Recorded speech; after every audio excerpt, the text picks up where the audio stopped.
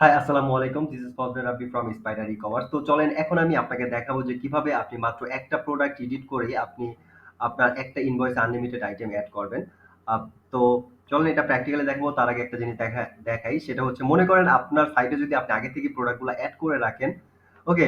তো তখন তো আর কোনো সমস্যা নেই। তখন আপনার যেই প্রোডাক্টটা দিয়ে আপনি ইনভয়েস বানাইতে চান বা অর্ডার ক্রিয়েট করতে চান, ধরেন আপনি সেটার এড টু কার্ট বাটনে ক্লিক করলেন, এটার এড টু কার্ট বাটনে ক্লিক করলেন। এভাবে আপনার কার্টের মধ্যে জিনিসগুলো এড হতে থাকবে, রাইট? সো এটার মধ্যে ক্লিক করলেন, দেখেন ৩ টা আইটেম এড হয়ে গেছে। তো এরকম যদি আপনার আগে থেকে প্রোডাক্ট গুলো এড করা থাকে তাহলে তো অনেক সহজ কাজটা। আর কোনো ঝামেলা নেই। আপনি যেটা এড করতে চান এটার মধ্যে আপনি জাস্ট আইটেম গুলো এড করবেন, তারপরে চেকআউট পেজে চলে যাবেন। তাই? রাইট? আর এই আইটেম গুলো এখানে থাকবে, অর্ডার প্লেস করে দিবেন। আপনার কাস্টমারের নাম, ফোন নাম্বার, অ্যাড্রেস দিয়ে দেন হচ্ছে অর্ডারটা প্লেস হয়ে যাবে। মনে করেন আপনার এমন এই এখন যেটা দেখাবো, এই যে ট্রিক্সটা শিখাবো সেটা হচ্ছে মনে করেন এমন কিছু প্রোডাক্ট আপনার আছে যেটা হচ্ছে আপনি মনে করেন আপনি চাচ্ছেন না ওয়েবসাইটে এড করবেন, বারবার ডিসপ্লে করবেন আপনার ওয়েবসাইটে যেন কাস্টমাররা দেখে। আপনি শুধুমাত্র কি করবেন? জাস্ট হঠাৎ বিঠাৎ এই প্রোডাক্ট গুলো লাগে। একেক সময় একেকটা আসে। তো এটার জন্য তো বারবার আপনি প্রোডাক্ট এড করবেন না। তখন যেটা করবেন, একটা প্রোডাক্টই এডিট করে এই এতগুলা যত খুশি তত আইটেম বানাবেন। সো চলেন ওই ট্রিক্সটা আমি দেখাই। তো আমি আপাতত যেটা করব, আমি হচ্ছে এইখান থেকে আমি ধরেন এই আইটেম গুলা রিমুভ করে দিলাম। ওকে?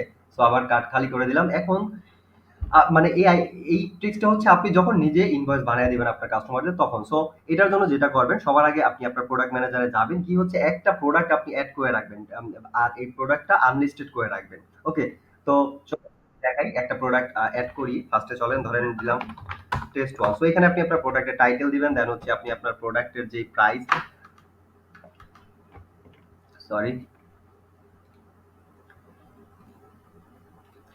ওকে, তো এখানে আপনি আপনার প্রোডাক্টের টাইটেল দিলেন, দেন হচ্ছে আপনি এখানে আপনার প্রাইস দিবেন। ধরেন আপনার প্রোডাক্টের যে প্রাইস, যেকোনো একটা প্রাইস দিলেন, জাস্ট আগে একটা প্রোডাক্ট এড করেন। সো দেন হচ্ছে আমি ডিসকাউন্ট দিলাম না কিছু, ও সরি, ডিসকাউন্ট না দিলে 0 দিতে হবে, দিয়ে জাস্ট কনফার্ম এন্ড অ্যাড দেন।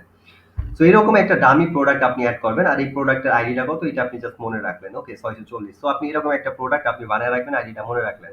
ওকে, অথবা বুকমার্ক করে রাখলেন যেটা আপনার সুবিধা হয়। তারপর আপনি যেটা করবেন, ধরেন আপনি এই প্রোডাক্টটা ধরেন একটা ইনভয়েস বানাবেন কাস্টমারের জন্য। এখন আপনি ধরেন এটা যাবেন এই যে এখানে ক্লিক করে যে এই যে ভিজিট প্রোডাক্ট ল্যান্ডিং পেজ, এখানে গিয়ে এটাকে এড টু কার্টে এড করে ফেলান। দেন আপনার কার্টে কিন্তু এটা এড হয়ে গেছে। দেন হচ্ছে আপনি এই ট্যাবটা কেটে দিলেন। দেন হচ্ছে আপনি সেকেন্ড যে আইটেমটা এড করবেন, ধরেন টেস্ট প্রোডাক্ট 2 দিলেন। দেন হচ্ছে এটার প্রাইস মনে করেন ৩০০ টাকা। ঠিক আছে? সো আপনি এখানে ৩০০ দিলেন। দিয়ে জাস্ট এটাকে আপডেট করে নিলেন। কনফার্মে আপডেট দিয়ে জাস্ট এই প্রোডাক্টটা আপডেট করলেন। ওকে, দেন হচ্ছে আপনি আবার এটার এডিটে গেলেন। গিয়ে জাস্ট আবার এটা এড টু কার্ট করলেন।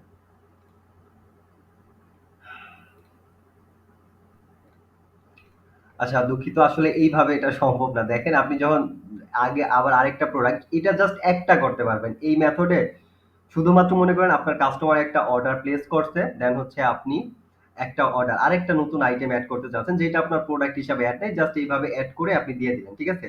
তো যদি এটা এইরকম একটা হয় তাহলে তো কোনো সমস্যা নেই। বাট একটা বেশি যদি এড করতে চান তাহলে দেখেন এই যে ডুপ্লিকেট, মানে একটা ইনভয়েসে তো আপনি ২ টা একই প্রোডাক্ট এড করতে পারেন। সো ওইটার কারণে এটা এড হচ্ছে না। সো একটা হইলে তো আপনার কোনো সমস্যা নাই। ওকে, আপনি এইটুকের মাধ্যমেই আপনি কাজটা চালাইতে পারবেন। ওকে, আপনার কাজটা হয়ে যাবে। বাট আপনি যদি মনে করেন, আই থিংক বেশিরভাগ সময় একটাই লাগবে। সো আপনি এইভাবেই কাজটা হয়ে যাবে আপনার। বাট তারপরেও চলেন আপনাকে আরেকটা ট্রিক দেখাই দিই। সেটা হচ্ছে মনে করেন আপনার যদি আরো বেশি থাকে, ওকে? মনে করেন আপনার একটার বেশি আইটেম এড করা লাগতেছে। তখন আপনি যেটা করতে পারেন, যেহেতু এইভাবে হইল না, তখন আপনি এই যে জেনারেল প্রোডাক্ট যেটা আছে, আচ্ছা এটা দেখাইতে গেলে অনেক টাইম লাগবে, আমি জাস্ট বলে দিই। সেটা হচ্ছে আপনি জাস্ট এই প্রোডাক্টটাকে এখান থেকে সাইজ ভেরিয়েশন বানায় ফেলাবেন। ঠিক আছে?